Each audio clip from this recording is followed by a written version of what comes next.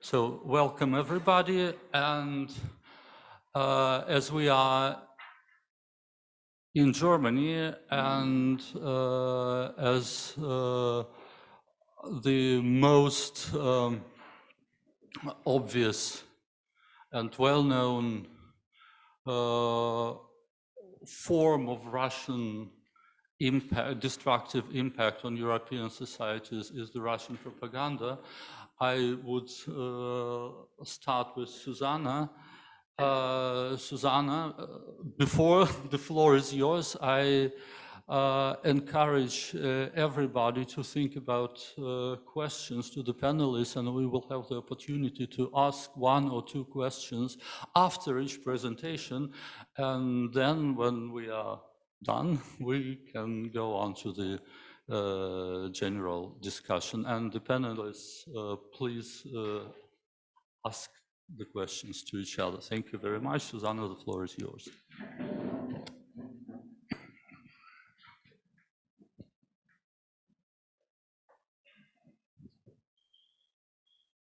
Hello, good morning. I'm happy to see some well-known faces. For participants who don't know me, I've been doing research on the Russian state media for 8 years, since the war in Ukraine started in 2014. I've written 6 studies on Russian disinformation in Germany, and I focus mainly on RT Germany and Sputnik SNA, as it is called in Germany. So the topic today, of course, is the Russian disinformation on war in Ukraine. I would like to tell you that these narratives are quite popular in Germany. So there's a survey that has been conducted by the Berlin-based institute CIMAS. According to that, up to 40% of the population in Germany supports the Russian interpretation of the war in Ukraine, either fully or partly. So this is an important issue in Germany. So today I would like to present the main narratives that are being spread and show this by giving you some examples of RT's reporting. So this is probably the most important one, and this was also the questions the respondents answered in the survey conducted by CIMAS, so that Russia presents the West and NATO as the main aggressors. So it turns out that RTDE turns facts upside down. It's not Russia that attacks Ukraine, but it's the West and NATO. There are several articles stating that allegedly the West is suffering from Russophobia, and this is why they want to contain and even destroy Russia. The second narrative, this was extremely important on the day of the attack, on the 24th of February. Here we can see Putin's statement. Russia has no plans to conquer Ukraine. So I think many people in Germany were reminded by this famous saying of Ulbricht in 1961, when he said, no one has the plans to build a war in Berlin. And Ulbricht turned out to be one of the most famous liars in German history. So I think everybody knows that the war isn't called by its name, it's called Special Operation. And here you can see the official explanation. So it's a military operation to protect the people of the Donbas republics. And this is why Russia should intervene. So now I would like to move to the third narrative. This is in fact not new at all. Interestingly, I have written the first study on the image of Ukraine in Germany in 2014. And so it turns out that these narratives have been steadily repeated for 8 years now. So this is about fascists or nationalists who allegedly threaten the Russian or Russian-speaking population. Many scientists in Germany deny this narrative, and I think this is quite well known. Nevertheless, this is being permanently repeated, like on this report, they behave like fascists, and this is the aim to achieve that this narrative sticks to people's minds. So now the fourth narrative, Russian state media and RTDE claim that allegedly Russians and Ukrainians are one people. This is due to historical thinking. In the 19th century, there was this understanding of an all Russian nation consisting of Russians, Belarusians, and Little Russians, as Ukrainians were called. You can see that this understanding survived, and it's being repeated on RTDE. So now let's move on to the fifth narrative. This is extremely important for Germany because the Russian state media and RTDE, they try to exploit the energy crisis for their political goals. The aim is to mobilize people to take to the streets and to protest against the government. You can see protests in Leipzig at the beginning of September. And they use misrepresentations when they depict the situation that it's not Russia's attack on Ukraine, but it's the sanctions that caused the crisis. So this is the Russian interpretation, and the aim is clear: to direct people's anger at the sanctions and to protest against it. One popular method is to fuel fears. So there were a lot of articles that depicted the situation as an economic catastrophe, that the German policy will lead to economic decline or even to nuclear war. And here you can see one of these typical articles. It's written by Rainer Rupp. He's a former Stasi officer. And so he knows this topic very well of disinformation. And here you can see, so for example, he stated that many Germans will freeze, starve, and even lose their jobs in Germany. I think this kind of scenario is exaggerated, but nevertheless, they write about this. And here you can see again the main message is to protest against the sanctions. They are called suicidal sanctions, and this is the main message: to make Germans protest against it. Finally, I would like to draw your attention to the fact that RTDE is still available despite the EU ban. So RTDE set up several so-called alternative websites with different domains. And here they explain how to use RTDE and how to use the live stream. So if you click on the live stream, so first it says, sorry, the live stream isn't available in the EU. But if you use VPN, it's no problem. You just take a Swiss address, for example, and here you can see the RTDE live stream, and so you can be sure that this is still being produced and spread in Berlin.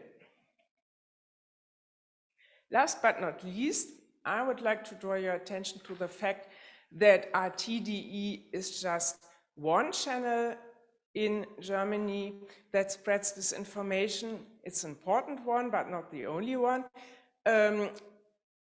Here you can see other channels. So I took part in this TV report of MDR, and there we presented the different channels of dissemination.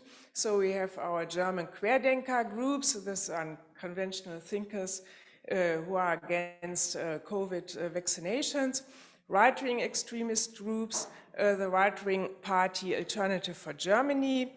In fact, the left should also be added.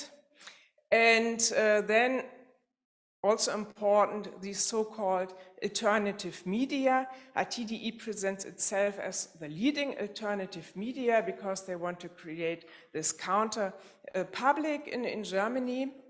And there are many allied outlets that also spread and support the Russian narratives. To the right, several pro-Russian influencers who are also active, especially online on different Telegram channels. Here you can see Alina Lipp.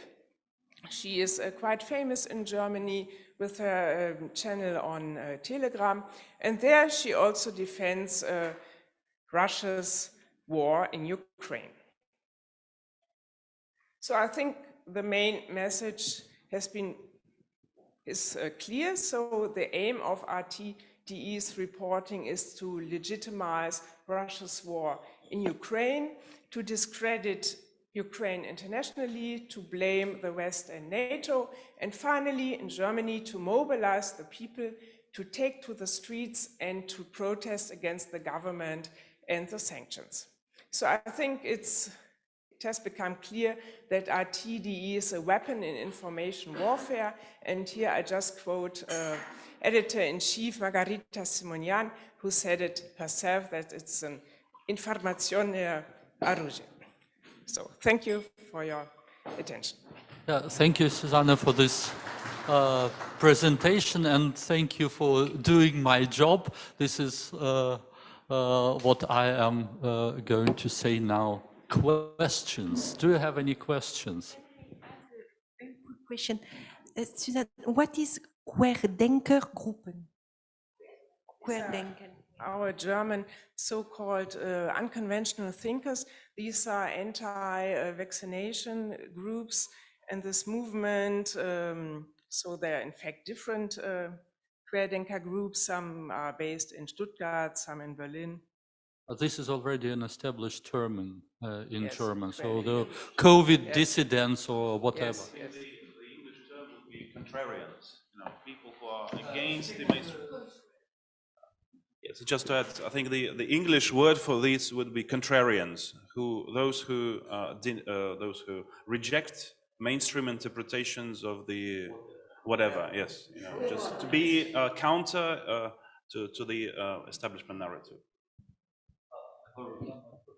Are there any further questions? Paulina?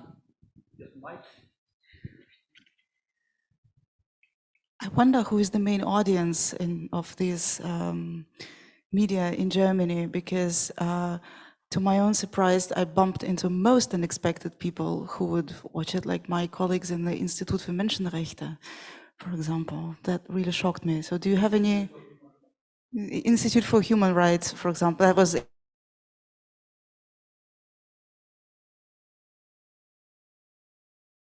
have actually reconciled. And who are the ones who still continue watching it? Well, thank you for the question. Unfortunately, I have no imperial data available concerning users. Well, when I refer to this CIMAS survey, they found out that it's especially the supporters of the right-wing party Alternative for Germany, of the left party, the lefts, and especially people living in East German federal states. CIMAS found out that in these East German federal states, it's every third a person who supports the Russian narrative. But, well. Yeah, thank you. Now we are proceeding with our discussion. So if you have further questions, please note them, and you'll have the opportunity to ask them afterwards. But now it's a good moment to go on with the far right people, and far right and partly far left movements are, as we know, among the most important amplifiers of Russian narratives. Well, now the situation is probably changing a bit because, well, the outright aggression is harder to justify, and there are probably some shifts in the relationship between the Kremlin and Russia and the extreme political groups in Europe. And I am hoping that Anton Shekhovstsov, who is the leading expert in the field, would enlighten us on this subject. Anton. Thank you very much, Nikolai, for this glorious introduction. How much time do I have? Up to 10 minutes. Good. Yes, as you probably know, the relations between Russia and the far right, they have been in existence for several years now, for many years, I would say. I'd like to point out that Nikolai asked me to talk about the more recent developments in this area, especially given the Russian unprovoked and unjustified aggression against Ukraine. What has changed? But I would like to first of all make 2 points. A first point is that many of these relations that exist between various Russian stakeholders and the far right, these are not really institutional relations. These are not organizational relations. These are mostly individual relations. They depend a lot on how particular people, particular persons are connected to Russian stakeholders. Let me give you an example.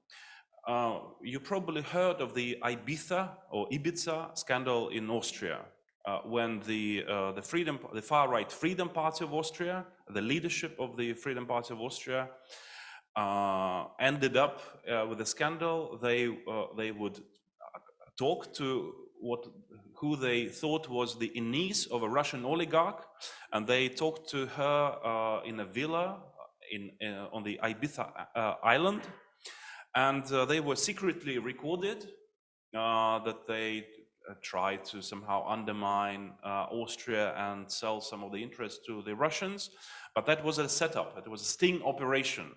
Yeah, but 6 minutes were leaked several years ago when the Freedom Party of Austria was a part of the government in Austria, and that destroyed their careers. What's important here is that those 2 people, the leaders, the Heinz Christian Strache, the leader of the party at that time, and his assistant and his even vice chairman, Jochen Gudenus, when they were out, the Freedom Party of Austria changed its position vis-a-vis Russia, despite the fact that this party had signed the agreement, coordination and cooperation agreement with the United Russia, the ruling party in the Russian Federation. They had this agreement since 2016, but when those people were out, it meant that the Russian faction of the FPÖ, of this Freedom Party of Austria, was out. It was destroyed. Why? Again, it's very important. These particular people, particular individuals. Let me give you another example. Probably you've heard about a referendum in the Netherlands, I think in 2016, if I'm not mistaken. The referendum was on whether the Dutch public would approve of the association agreement between Ukraine and the EU. And the organization, an NGO, that was at the root of this referendum was then reinvented as a political party, as a far-right political party called Forum for Democracy, headed by Thierry Baudet. And despite the fact that after February this year, many of the far-right parties would switch to at least to a more neutral position vis-a-vis Russia, those people, the Forum for Democracy, maintained the pro-Russian position. In my opinion, this has nothing to do with the party itself. It has to do with personal relations between Thierry Baudet and some particular Russian stakeholders. So it's very important. Now, the second point which we need to consider is that for Russia itself, all these relations with the far right, they have an ideological aspect, yes, because Russia positions itself as the defender of the traditional religious, family, or whatever values. It positions itself as the anti-globalist, anti-American, anti-liberal power, although you probably saw that image of Mr. Lavrov from Bali having an iPhone and Apple Watch like myself, and wearing an American t-shirt. So this anti-American is also very peculiar. But nevertheless, Russia positions itself as such. And so when it cooperates with the far-right parties, which also espouse these values, there is this ideological aspect. But for Russia, it's always much, much better and much more useful to cooperate with mainstream parties, with mainstream organizations who are basically less toxic in their own national environments, and who have more influence on the political process, and especially who have not necessarily influence, but connections to trade processes, to trade agreements, to business activities, because this financial side is also very important, not only ideological, but financial. And for this, they would rather cooperate with mainstream and not with the far right. Far right has always been a plan B for the Russians. And I'm sure you understand that whatever contacts the Russians, the Kremlin, have with the far right, Gerhard Schröder was a much bigger fish. Much bigger fish. You cannot even compare the influence of these relations, these very friendly relations between Schröder and Putin. And when we're talking about, Le Pen visiting Moscow, it's peanuts compared to those relations. So again, the plan A is to corrupt the mainstream, is to corrupt establishment figures. If it doesn't work, yes, then plan B. So it's like good cop, bad cop, in a way. And I must say that still have 3 minutes. I must say that obviously the full-blown invasion of Ukraine in February this year has damaged many of the relations between Russian stakeholders, not necessarily connected to the government, to the Russian government, but also political entrepreneurs, and on the one hand, and the far right on the other hand. I'm sure Céline will talk about the French example, but Marine Le Pen, also on the same day of the invasion, condemned the aggression, the Russian aggression, in no dubious terms. That was, maybe it was not, internally not honest, but politically it was very, very clear. It was an ambiguous condemnation of the aggression, and that, in my opinion, in contrast to another far-right candidate in the presidential elections, Eric Zemmour, that actually gave her points, because the shock, even in the French society, about the invasion was so great that it was, for her position, it was a really smart move, Zemmour failed to do so, and he failed miserably in the elections. But at the same time, I must say that some of the far-right parties had distanced themselves from the Kremlin, from Russia, even before the invasion, for many, many reasons. One of the reasons is that, I mentioned this, that the Russians would prefer to cooperate with the mainstream. So when they have an opportunity in a particular European country to cooperate with the mainstream, they will just forget about their friends on the far right. And the far right, I mean, you may not like them, but they are not completely stupid, and then they understand that they are being exploited, that they are being used when the Russians want it, and the Russians would be happy to just throw them away when they don't need them. So we had, there were examples of this distancing with, with the Italian Lega, Matteo Salvini's party, which is now split on the sort of Ukrainian-Russian question. Many of the in this Lega party are very critical of Russia. Members of the European Parliament from this party are voting consistently 4 resolutions condemning the behavior of the Russian Federation, but there are still these people who remain sort of neutral on Russia, or maybe secretly even loyal. And one point, I have 30 seconds.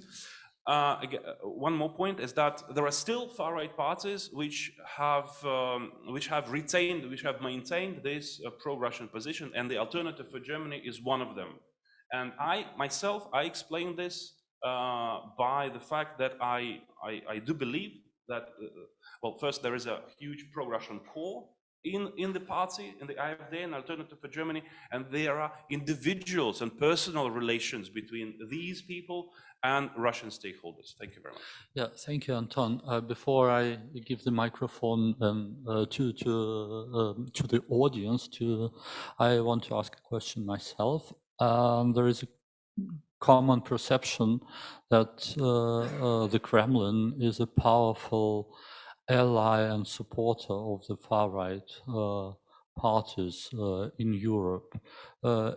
Is it at all true? And with the decline of this support, do we observe the weakening of the far-right parties, or we don't?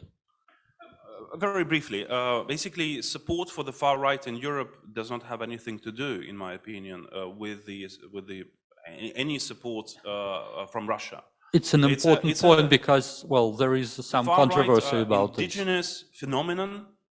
Maybe at some point Russia would somehow help or give a media platform, but it's a domestic phenomenon, and people vote for the far right not because of this Russian, or maybe there is a little percent, a very small percent of people who actually look at the Russian support or at some propaganda, but it's a domestic, homegrown phenomenon.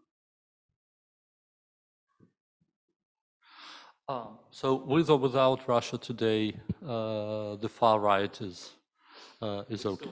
Yeah, it's still there. Question. Yes, thank you for the excellent presentation. I was wondering, we spoke a lot about far right now. You mentioned, sorry, you mentioned the referendum in the Netherlands, which I've been watching very closely. We also had the Socialist Party being clearly broadcasting pro-Russian messages and lies, outright lies about Ukraine. Can you say a little bit more about other, like, communist, socialist movements and their links to Moscow? Again, indeed, there are, of course, links also between Russian stakeholders and the left-wing organizations, the left-wing movements, even on the far left, but they are less intense. They are less intense because, well, first, the far left is much weaker than the far right, if we're talking in general in Europe. And another thing is that some far left parties, they do have problems with the Russian sort of this traditionalist, very conservative approach to LGBT, to various other issues that are dear to the far left, but which are basically criticized or even rejected by the Russians. The same problem you will find in some Central and East European countries where the far right is very cautious about Russia because of historical reasons. Yeah? So in Poland, the far right is pretty anti-Russian, although actually the Russians are not even hoping to change anything. It would be just fine with them if those Polish far-right groups are anti-Ukrainian. They can be anti-Russian, well, okay, but they should be anti-Ukrainian. This is the aim of influence operations of the Russian Federation in Poland. So yeah, there are these. So to sum up, yes, these links exist, but they are less intense. I think if you think about what is happening in France, still, I would say that the Russian influence is quite pervasive among the left because they play very skillfully on anti-Americanism and anti-NATO. I mean, this stance. And I think this is an issue that needs to be tackled and more systematically. I don't know how to do that really, but I would not say that the influence has diminished among the left. I think, Céline, it's the perfect moment for you to continue. Thank you. Thank you. I'm very glad to be here, and I would like to thank the organizers for inviting me. I was asked to give an input on Russia's attempt to exercise control over European societies through economic ties, and specifically through energy dependency and gas blackmail. And what I would like to say, maybe in introduction, is that in my view, the Kremlin is currently resorting to a twofold strategy. First, in Europe, a strategy of maximum pressure until renouncement, and then in Ukraine, a strategy of total destruction until exhaustion. And yesterday, I mean, they conducted what they did yesterday. They conducted the largest missile attacks against Ukrainian critical infrastructure since the start of the war. I think this strategy of total destruction and terror is a sign of weakness and frustration, but because the Russian army has encountered really severe military setbacks. But still, there are two approaches which are intertwined, could have an effect at some point I mean, especially during the winter, because a cold and dark winter in Ukraine will likely provoke new waves of refugees, and energy blackmail may result in skyrocketing energy prices, which will fuel social discontent. And this is all that is well thought, I think. So Russia has intensified the economic war it has been waging for years against the EU, in retaliation against Western sanctions, that's for sure. I think that the calculus is that autocracies are stronger than democracies, and that economic difficulties will ultimately have a divisive effect within European societies and between EU members. So, of course, it remains of crucial importance to build resilience, and we need to continue to both to identify our vulnerabilities to Russian hybrid threats, and to think about the countermeasures that can be that can reduce those threats. And I'd like to make 3 points as regard this challenge. First, in my view, I mean, the stakes are high, but we also need to acknowledge that a lot has already been achieved at the EU level since the beginning of the war. I mean, there was no equivalent of such unity and cohesion in the history of the EU, especially as regards policy towards Russia that has always been very controversial. So, for instance, the EU agreed to provide Ukraine with arms deliveries, which was unthinkable before. The EU has given financial and humanitarian aid at unprecedented level. And the EU adopted 8 sanctions packages unanimously in the room. So, of course, there was disagreement about an oil embargo, but still, it was overcome. I mean, those disagreements were overcome. The eighth package will fully enter into force in early December, and the aim of this new package is to cut the Kremlin's revenue from oil exports and contribute at the same time to stabilizing global energy prices. So, in a nutshell, Russia is currently the most sanctioned country in the world, and its economy and its regeneration capabilities have been really weakened. This is, and besides, second positive point, I would say, besides, a lot has been done in Brussels over the past month to secure energy supply in the EU.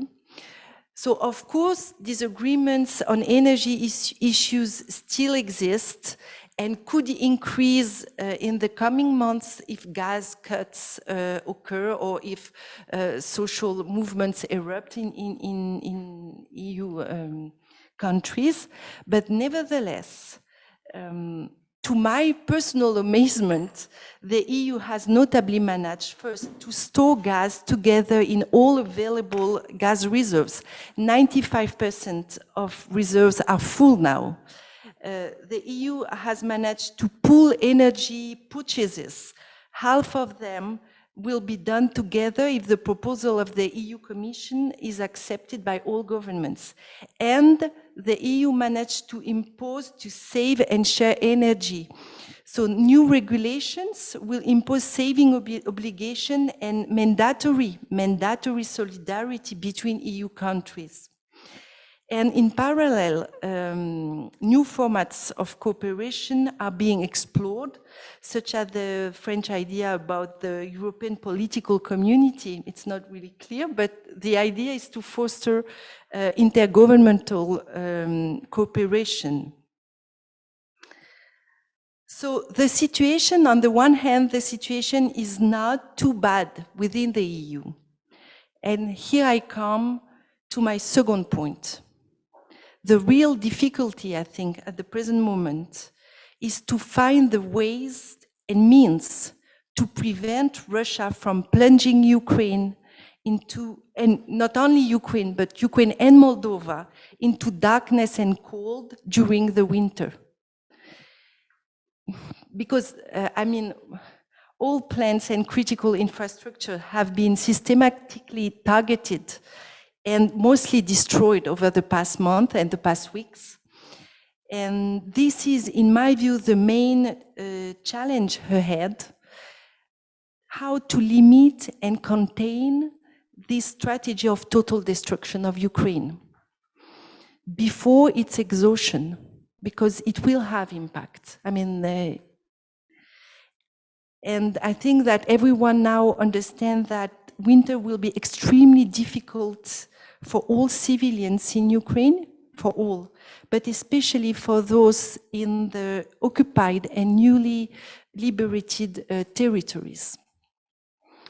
So I think everyone during the weekend was thrilled to see those babushkas, the joy and the liberation of Kherson.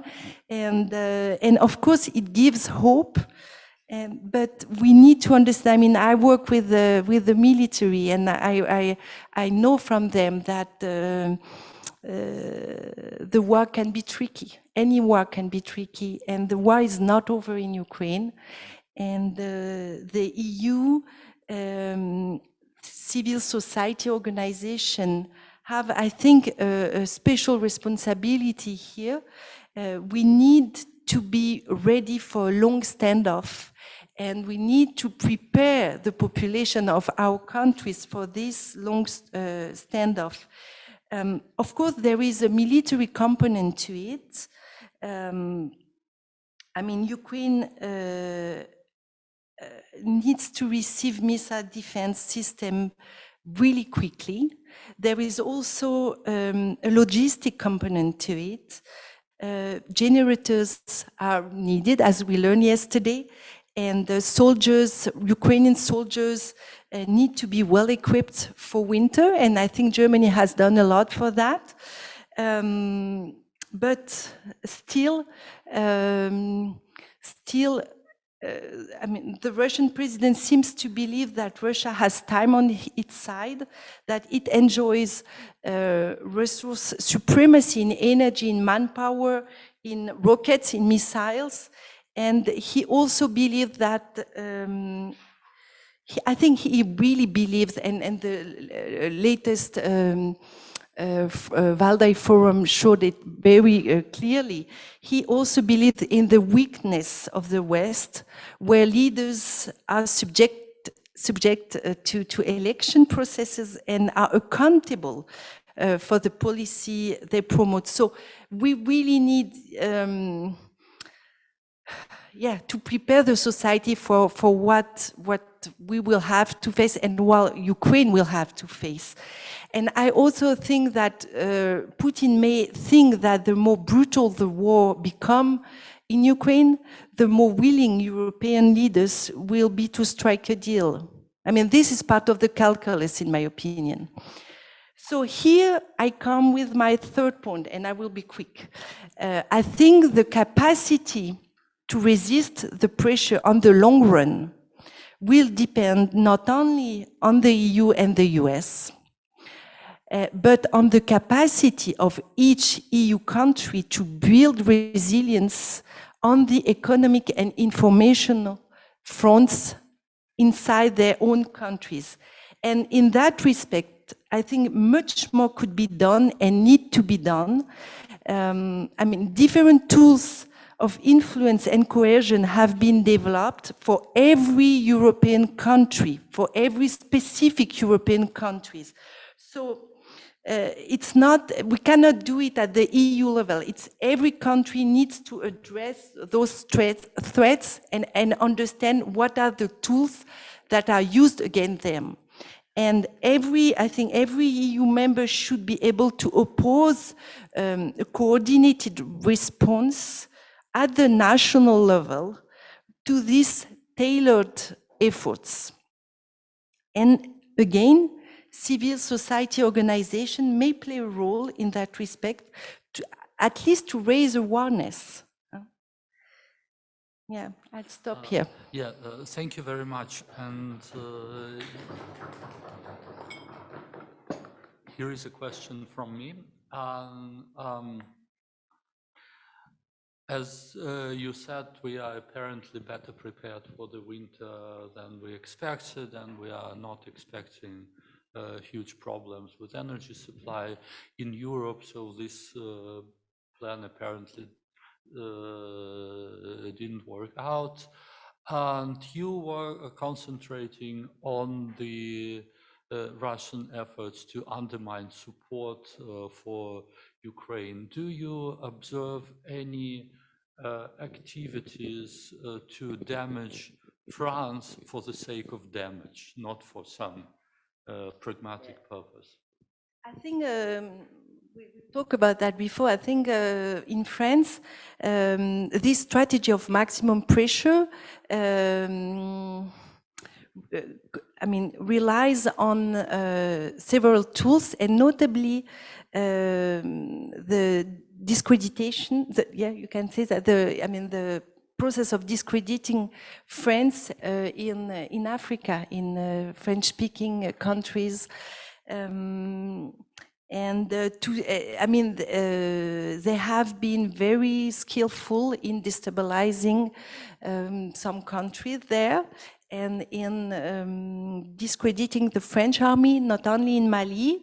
And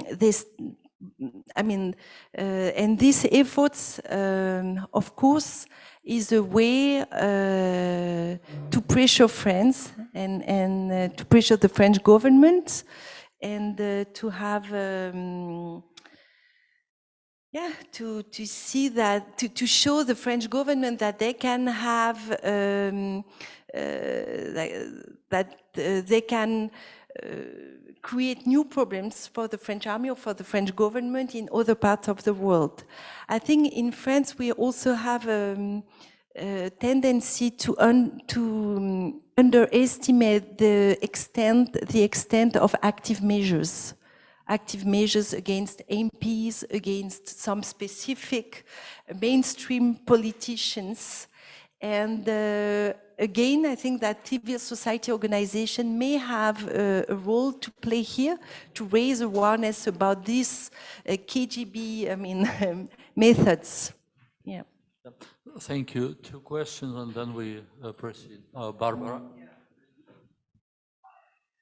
I only want to add 2 points. It's not a question, because Céline mentioned Moldova. So what we see there, it's not via energy pressure. They finance protests. This party of Ilan Shor, and it's obviously all the money comes from the Kremlin. Second point, you said every country has to look for. So I can tell you, in Germany, you have still big deals with Russia, Gazprom, Wintershall. So we have Belgrade, we had research, they are earning a lot of money. And what I think is our social democrats will be the first, if they can reach a deal to get for talks and so on. And that's I'm very afraid. And they always say, okay, we will only to talk with Ukraine and not without Ukraine. I don't believe one word of our social democrats. If there is a possibility to stop and to sit down on the table, they will do it. Nevertheless, and I think that in the Kremlin plan, there is also another part. If the Social Democrats do, if the SPD does it in Germany and forces, if they push for a deal, there will be resistance from our Eastern partners in Europe, and this will have a very divisive effect on the EU and on the EU capacity to act unanimously. And I think this is part of the calculus. We need to have that, keep it in mind. In my view, in France, there is no, I know that there were very controversial statements in the past month, but as far as I can see and as far as I understand, there is no willingness to negotiate with Russia at the present moment, and there is a clear understanding of what is going on. So in that respect, I think that the relations with Germany have been tense over the past weeks. So I don't see a French-German front on that. Hi, my name is Anastasia Pochumban. I work for German Council on Foreign Relations, and I used to work for Civil and Plus as well. I have a question. You mentioned a very positive image of EU unity. However, I think, we also see already issues, especially with Hungary, for instance. And how do you see the development with Hungary, which is like clearly a Russian proxy for the future and especially for the winter? And then also on the backdrop of German-French relations that have also worsened. So I personally think it affects a lot the EU situation. But how do you see and what do you think could be the measures to contain it to survive the next half a year? Difficult to say. It's a normal process to express disagreements and have disagreements. What is important, in my view, is how people, at the end of the day, vote. For instance, when they have to adopt a new package, a new sanctions package, for instance, or what and what we have witnessed is cohesion and consistency on that front.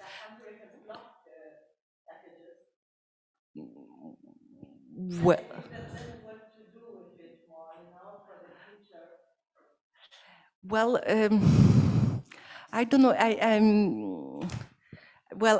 do not. I don't know how to pressure Hungary. It's not. But I think that as many. It seems to me that Hungary uses this blackmail as well to contain and to prevent the EU Commission from imposing more pressure on them on other fronts. I'm not working in Brussels. I don't know. I mean, how they deal with that precisely. My intent was not to say that everything is perfect, but that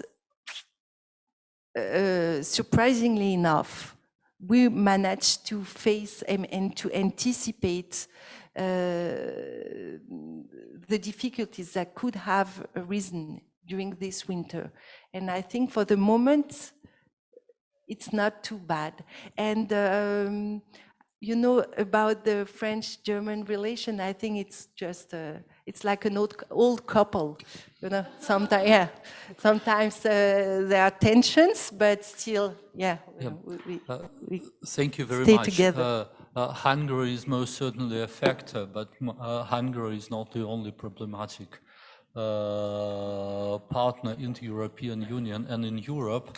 And yeah, I'm actually very happy how you participants do my job and do the introductions and create bridges, because at this moment, I want to invite to join us Rumena Filipova, who is going to tell us more about those Russian-friendly mainstream political forces in the east and south of Europe. Rumena, the floor is yours. Thank you so much, Nikolai. I hope you hear me well.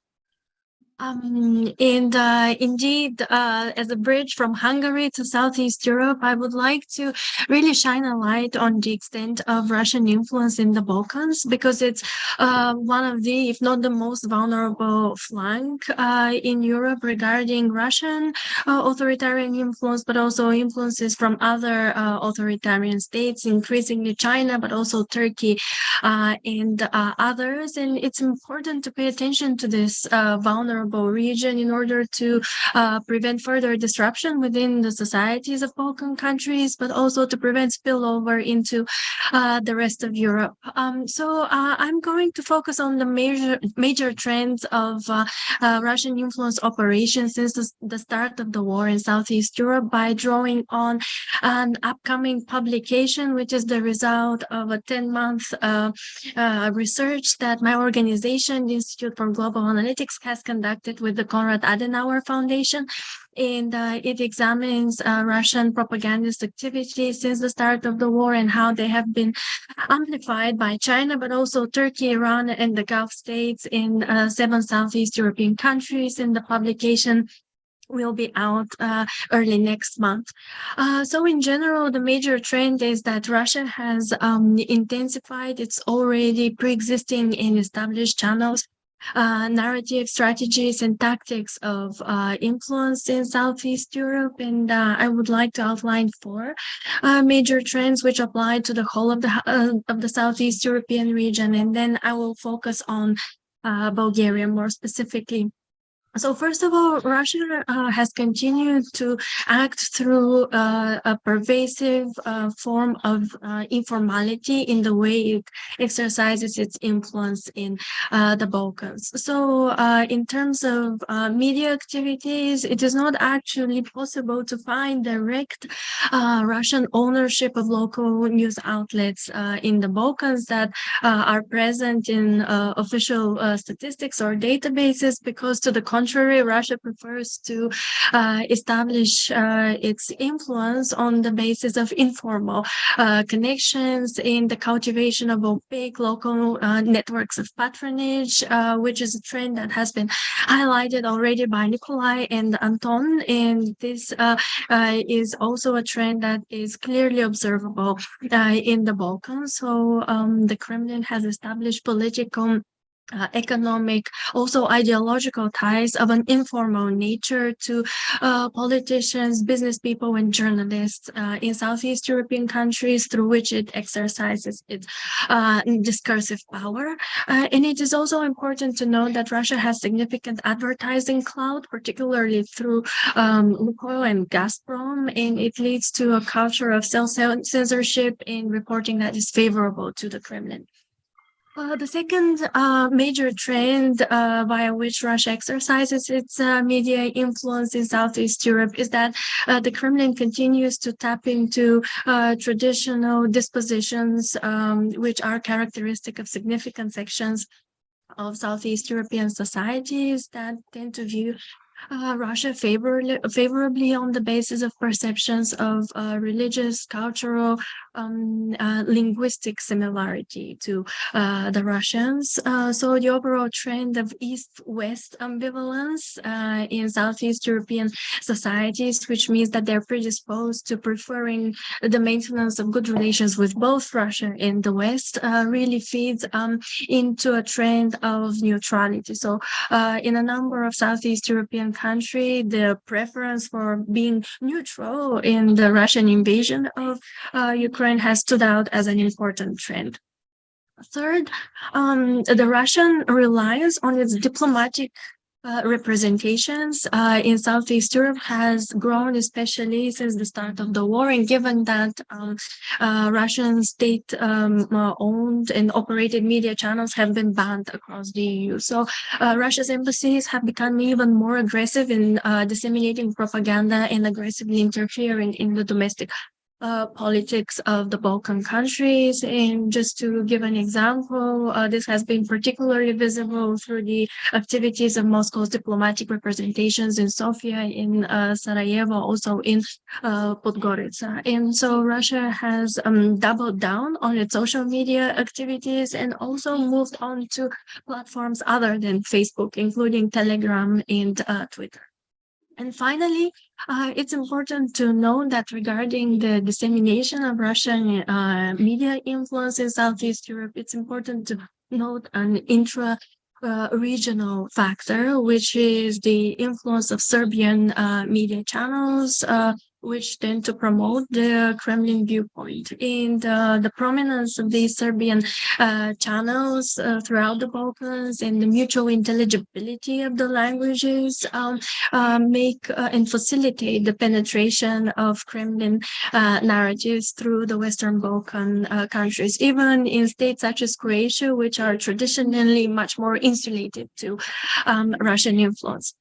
And now I would like to focus briefly also in Bulgaria because the traditional Russia favoring dispositions of large sections of the Bulgarian population coupled with significant domestic political instability and party political struggles and indecision as to how to react to the Russian war against Ukraine have actually facilitated an informational ecosystem which is populated by a wide variety of pro-Russian domestic actors who also avail themselves of a similarly broad range of sources of disinformation that disseminate the Russian narrative, including traditional print news sources, online news outlets, also various types of social media platforms. And now, in distinction to the former countries which constituted Yugoslavia,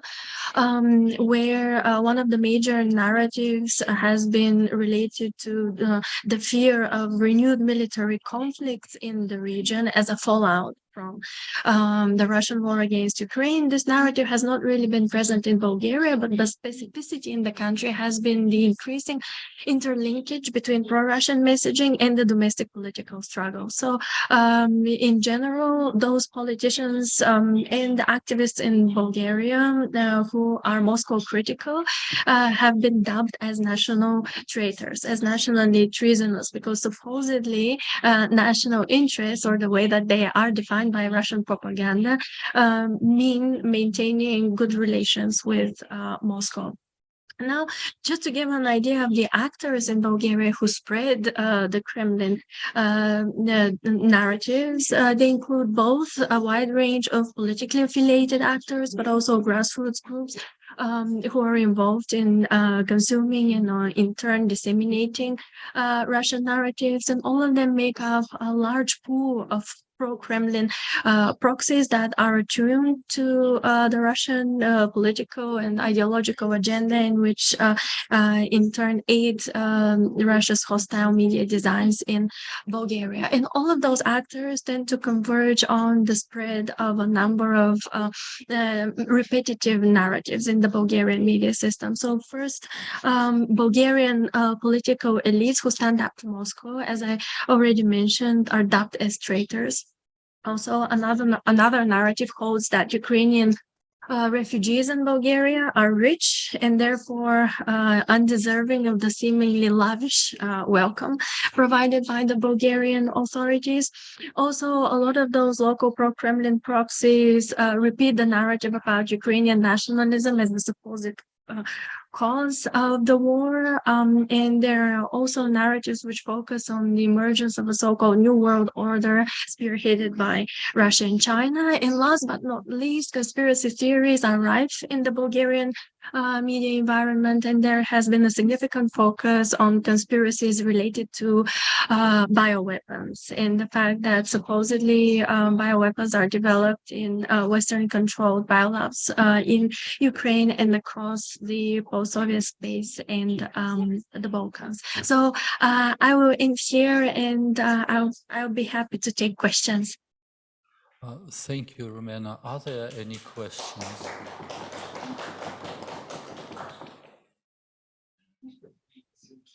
Questions, dear audience? I don't recognize you anymore. Eva. Thank you very much.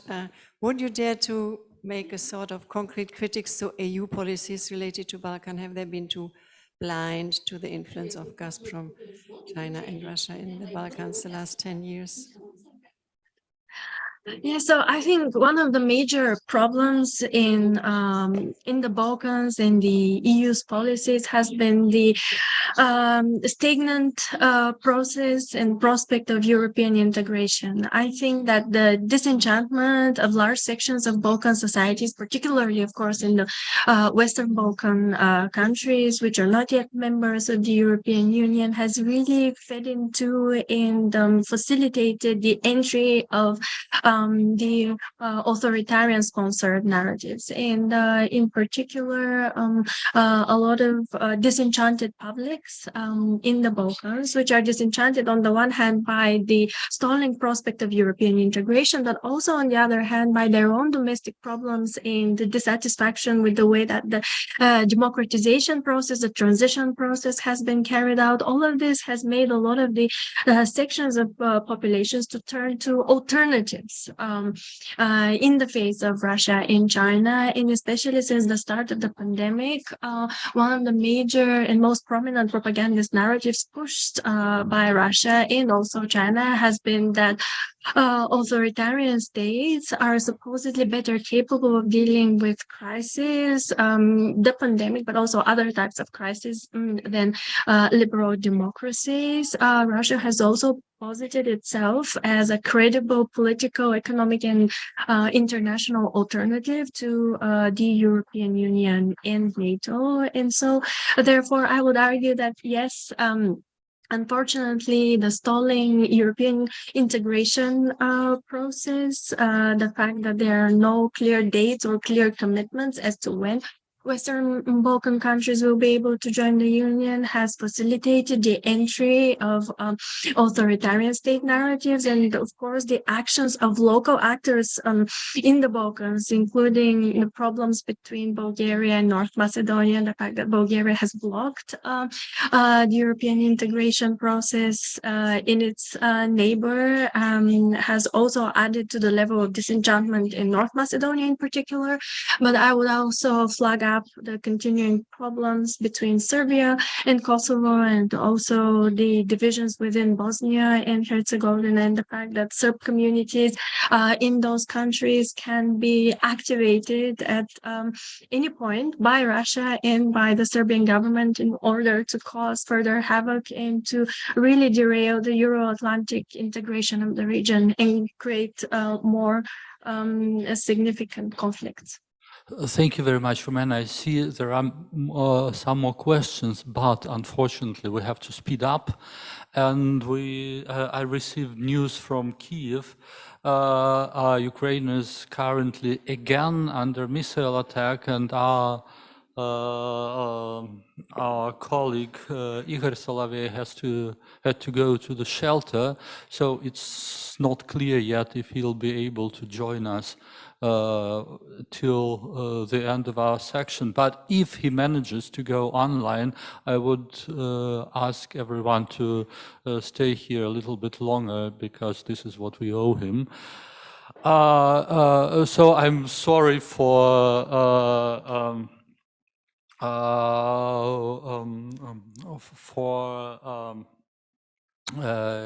interrupting the questions, but we have to go on. And as we were talking about this invasion, let's go to Georgia. Georgia experiences a different kind of invasion of sorts. There were up to 700,000 Russian citizens who entered Georgia since the beginning, since February, and well, they didn't go to Georgia necessarily with hostile intentions, but this is also an effect of this war, of this full-scale invasion into Ukraine, and it has a severe effect on Georgia, which has been itself a victim of Russian aggression. And so I'm inviting Buziashvili to tell us more about the situation in Georgia and the challenges it's facing now. Eteri, the floor is yours. Thank you. Hi, everyone. Thank you, Nikolai. Unfortunately, I wasn't able to join you in person because of the health reasons, but I'm really happy that I have an opportunity to engage online and talk about the vectors of Russia's influence in Georgia, the country that is striving for Euro-Atlantic aspirations and where the support of the Euro-Atlantic membership remains high. Yeah, as Nikolai mentioned, following Russia's September announcement of partial mobilization, when Russian citizens fled to bordering countries to avoid being drafted to Ukraine, Georgia was one of the countries where the high number of Russian citizens fled. And there were two waves when Russian citizens fled to Georgia. The first one was shortly after Russia's invasion of Ukraine, and the second one was in September, shortly after the mobilization was announced. And as Nikolai mentioned, more than 700,000 citizens of Russia entered Georgia. Some of them left and some of them stayed in Georgia. Interestingly, according to the Georgian investigative journalists, between February 24 and May, more than 3,000 Russian citizens received entrepreneur status and registered up to 200 companies in Georgia. And this is important in the following context. In April, Ukraine's Ministry of Defense said that Russia was establishing smuggling routes as a means for avoiding international sanctions.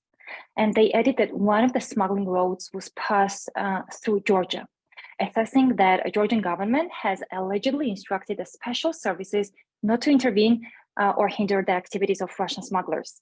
This was in April. Then in May, Ukraine's military intelligence department stated that Moscow was negotiating with Georgia, Armenia, and Azerbaijan to re-export Russian products to international markets.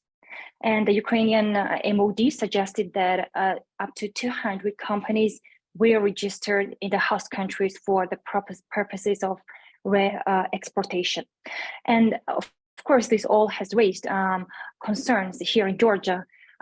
Plus, there were some demonstrations organized in Tbilisi that demanding closing the border for the Russian citizens. And then there were some instances of tensions between Georgian and Russian citizens on various topics.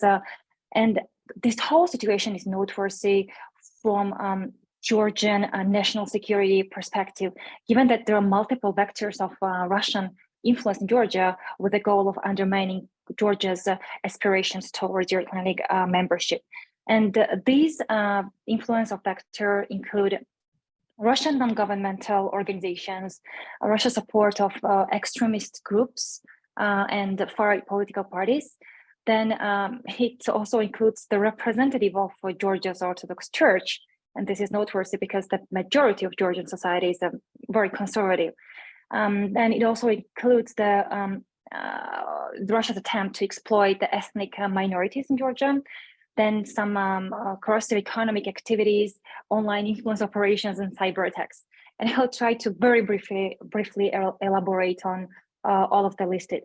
First of all, the Kremlin NGOs, like the assets that Moscow has been sponsoring, the NGOs and the proxy groups, which are, of course, the Kremlin toolkit to influence situation in Georgia. Since 2008, after Russia's military invasion happened in Georgia, several NGOs have been established with the goal of promoting Kremlin political goals. For example, one of the illustrative organization is Eurasian Institution. They have established some youth movements and clubs, member of which are frequently participating in the events organized by the Russian president administration.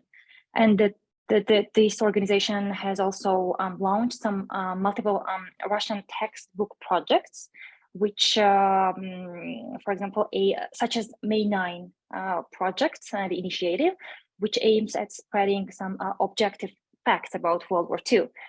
And some other Russian state projects, for example, Ruski Mir lists around 40 Georgian organizations and educational institutions that, according to them, work on preserving and promoting Russian language and culture in Georgia.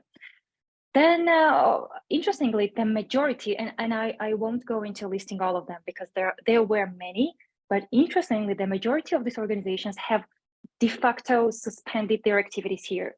And despite ceasing the organizational activities, founders and representatives of different the Kremlin NGOs moved to public sector, including media and politics. So since the Georgian public has proved to be overall resilient to openly Kremlin-linked NGOs, and therefore funding of these groups has turned out to be less effective, Russia has moved its bet to focus on ultra-nationalist proxy groups in Georgia. And in the last couple of years, we witnessed a surge of far-right radical groups, many of which at first did not have any institutionalized form. Some of the strong evidences has been seen in the case of two political parties, the Alliance of Patriots and the Georgian March. Both political parties are featured in various documents concerning the Kremlin interference in the 2020 Georgian elections. For example, the Dossier Center, it's a Russian investigative project established by Khodorkovsky.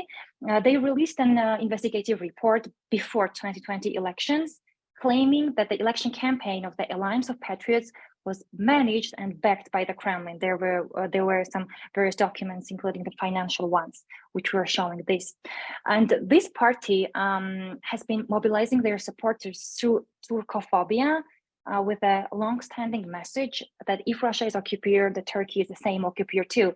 And this basically aims to shift Georgian society's focus from the current challenges and threat that we face from Russia. And the same distracting tactics of moving shifts towards some other threats was also applied by the Georgian March. They did the same thing with Azerbaijan, basically claiming and demonizing Azerbaijan and accusing them in occupying Georgian territories when Russia has been occupying 20% of Georgian territory. Interestingly, Estonian intelligence service in their annual report in 2020 highlighted that the special role of the Georgian March, like this political party, is to be like umbrella organization for extremist movement tasked to resist the values supposedly imposed on Georgian society by the West.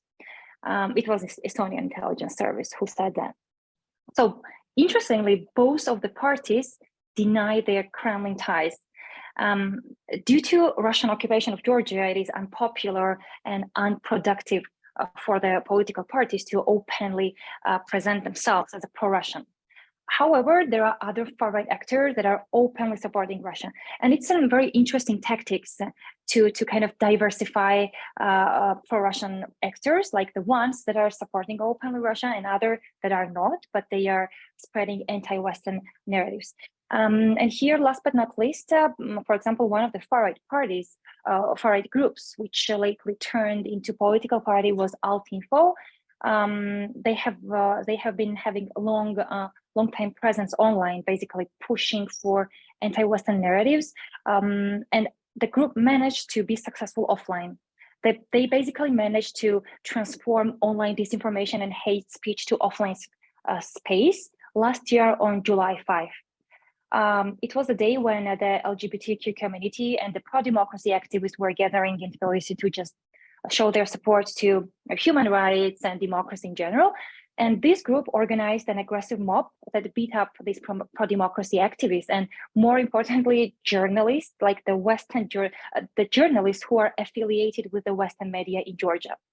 Unfortunately, one of the cameramen died after this incident. And this all was camouflaged under a fight against the West in Georgia. Then, of course, the very important element of the church, like the representatives of the Georgian Orthodox Church. The Georgian Orthodox Church does not openly proclaim that they are pro-Russian. However, there are several high-ranking representatives of the Patriarchate of Georgia who explicitly express pro-Russian posture and the narratives. Interestingly, the church also failed to support the autocephaly of the independent Ukrainian church, and their messages align with the Kremlin actors as well. And last but not least, last year there were state security leaks when the tens of thousands of files were leaked from the state security, which showed how these church representatives are linked to Russia. And of course, I mentioned the exploitation of ethnic minorities. Georgia is a multi-ethnic nation with roughly 10% of its entire population being made up of ethnic Azerbaijani and ethnic Armenian citizens. And the problem of ethnic minorities' civic integration is further deepened by the absence of a nationwide TV producing a program in their mother tongue or in Russian. So then there comes the Russian TV channels, and the top most watched TV channels by ethnic minorities in Georgia are NTV, ORT, like the Russia channel one, Russia One, and RTR, all of the Kremlin propaganda channels. And interestingly, it already found its offline consequences. According to some polls, more than up to 40% of people who receive information from these channels were supporting better relations with Russia rather than with the West. Thank you very much. We are absolutely out of time, and I see that Ihor could join us. So we are skipping the questions and go directly to Ihor. Ihor, we are very glad that you could join us, and we are very glad to see you safe.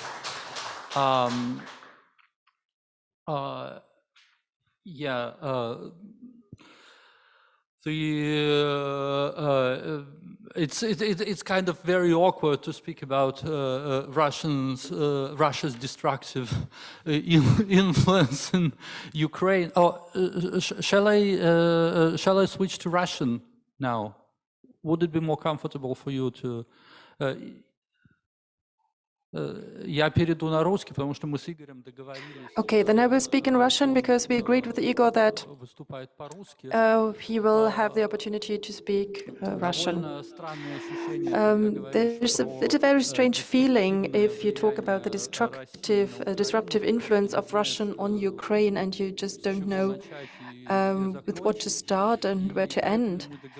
And that is why we agreed to concentrate on one very specific aspect, and that is what is going on with the people.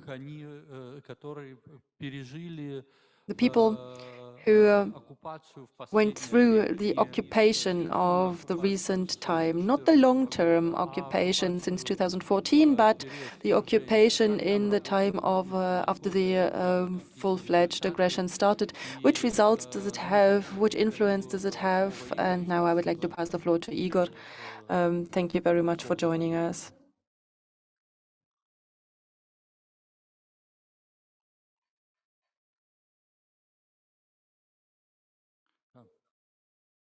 Игорь? Igor? Или это не Игорь? No, that's not Igor.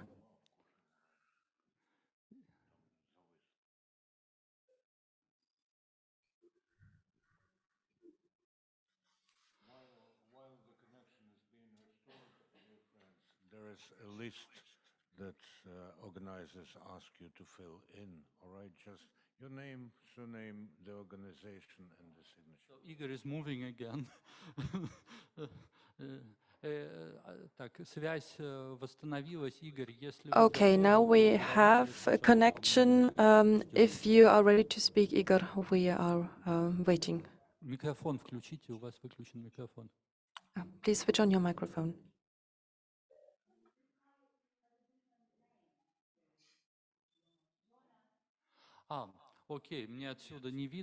Okay, I can't see that from... I think we experience a problem again. So Ihor is unfortunately not with us, and I don't know who this other person is who we are seeing, but... Yeah, but you are most welcome.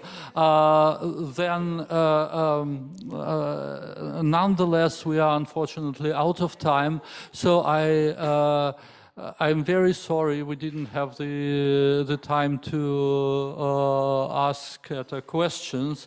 If you have them, please give them to me and I forward them to Eteri, and I would be absolutely happy to mediate, because I think it's very important to know what's going on in Georgia.